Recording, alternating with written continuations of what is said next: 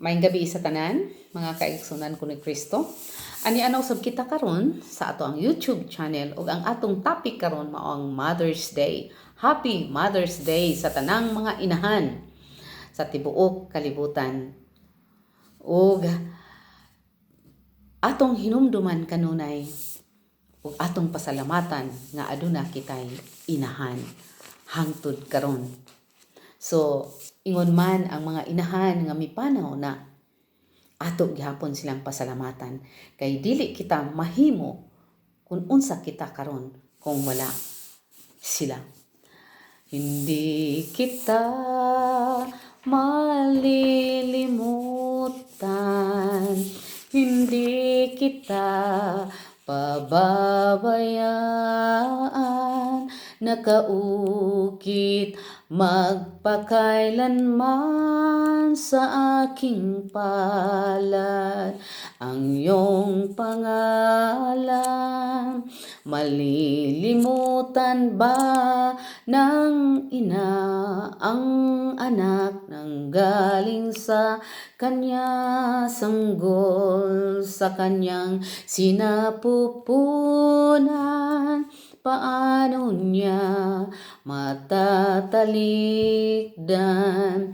Ngunit kahit na malimutan ang ina, ang anak niyang tangan, hindi kita malilimutan, kailan may di pababayaan.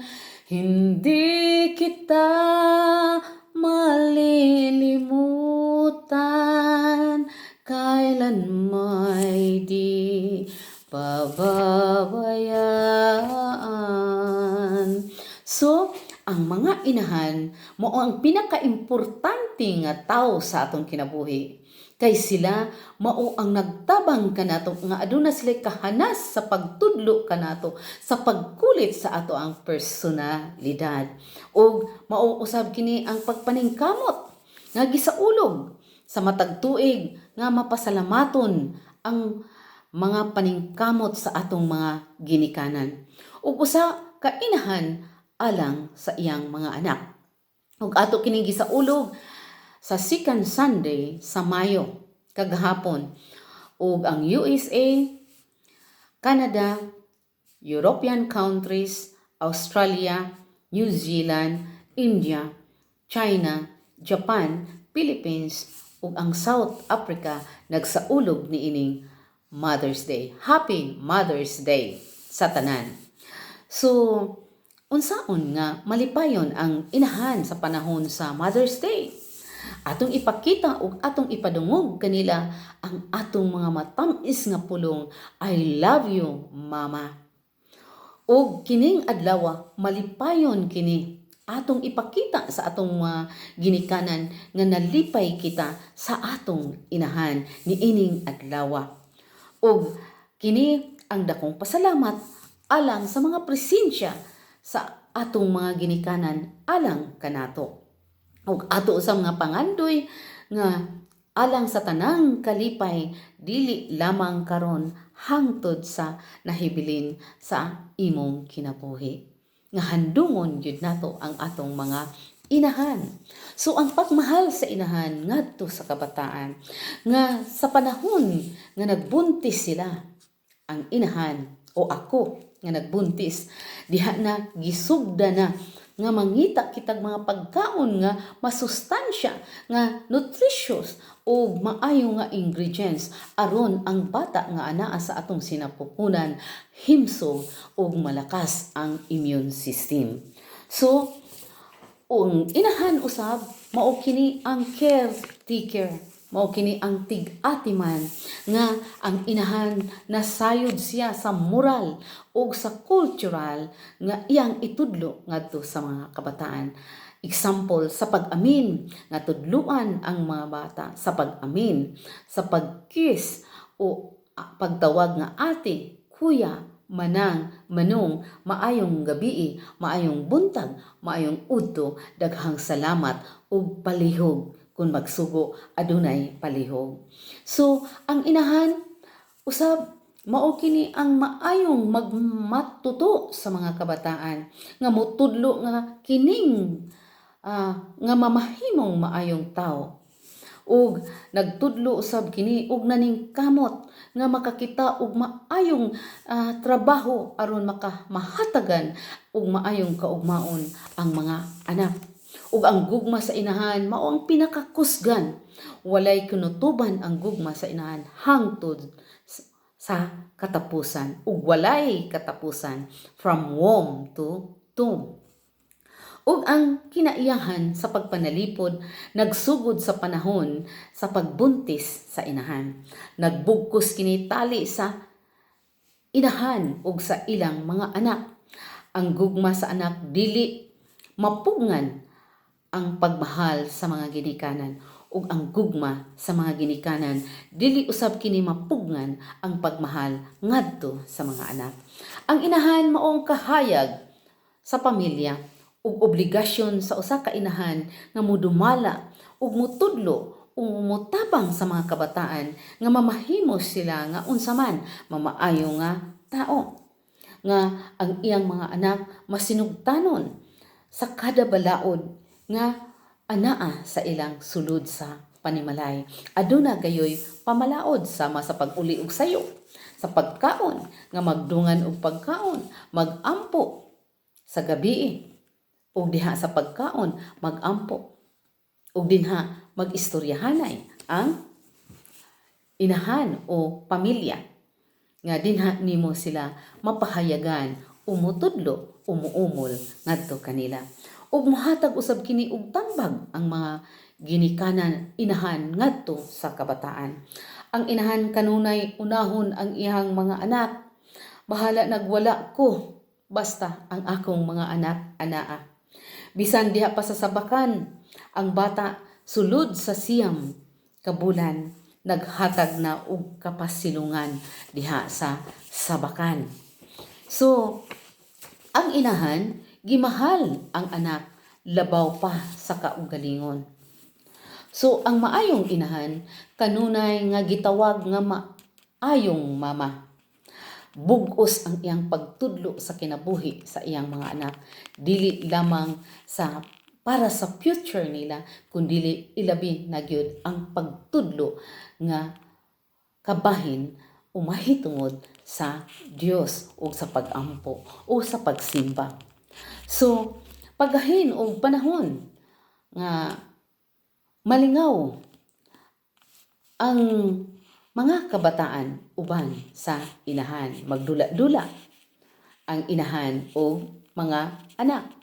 Ug kun masayop ang atong mga anak, dinha usab kita magpakat-on kanila.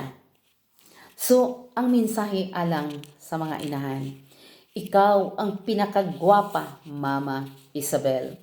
Ikaw ang katingalahang babay nga akong nakita, Mama Isabel. Gibati ko ang garbo nga adunay inahan nga ingon kanimo.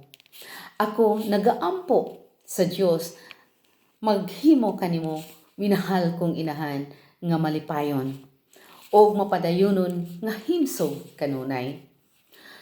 So, nganong mahalon nato ang atong inahan? Ang bugtong tao nga higugmaon o nagmahal sa anak. Nga bisan pa sa panahon nga gibati nimo nga wala nay gugma, nga anaa ka na sa kasakit, sa depress sa imong kinabuhi, pero anaa pa ang imong inahan nga andam mo sa pupo ug mahigugma kanimo. Ug pahinumduman kaniya nga bililhon ug matahom ka alang sa Dios. Ikaw mismo dili makakita niini ug naghatag siya kusog kanimo bisan kanusa nga nawad-an kag pagsalig sa imong kaugalingon, anaa ang imong inahan nga imong tawgon, Mama. Sa panahon sa problema, Mama. So ako usab ka nang gibati nga sa panahon nga na ako'y problema o matumba ba ko, ang una na kong matawag, Mama. So mauna mga kaigsuunan ko nga ang atong inahan bililhon kaayo. Ug ang responsibilidad sa usa ka inahan nga mahalon ang mga anak sa tibuok niyang kasing-kasing. Sabton ang mga anak, bisan lisod sabton ang mga kabataan apan iyang sabton kini ug amumahon sa ang iyang mga anak sa gugma ug kaayo aron pagpahimata sa kasing-kasing sa mga anak. Dili gyud kapulan ang inahan sa iyang pagtudlo sa iyang mga kabataan.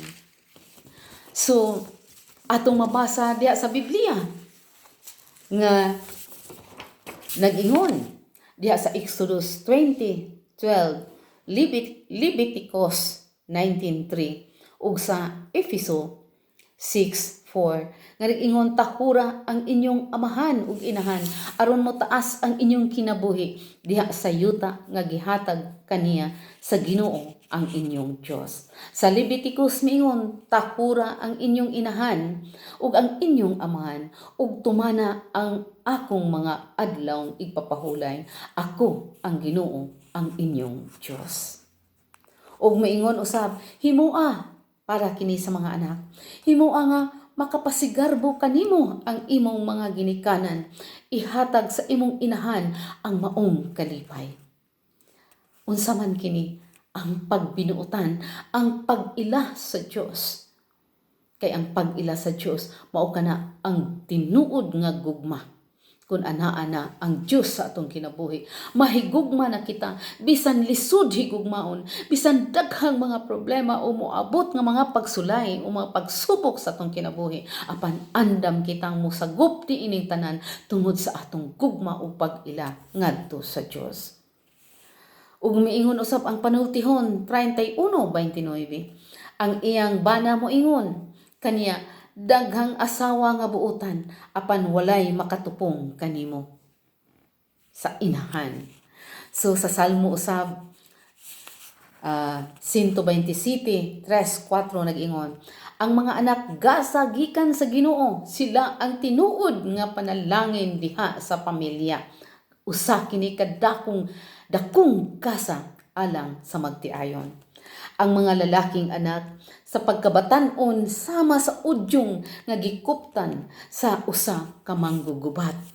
So mga kaigsuunan ko ni Kristo, amahan, inahan, anak, ang mga anak gasa sa Dios ug ang mga anak usab ang inyong amahan ug inahan gasa usab kini sa Dios ug nag-ingon gayud ang Dios nga paningkamuti nga kamo mamahimong mapasigarbo sa inyong mga ginikanan, sa inyong inahan, nga malipay ang inyong inahan.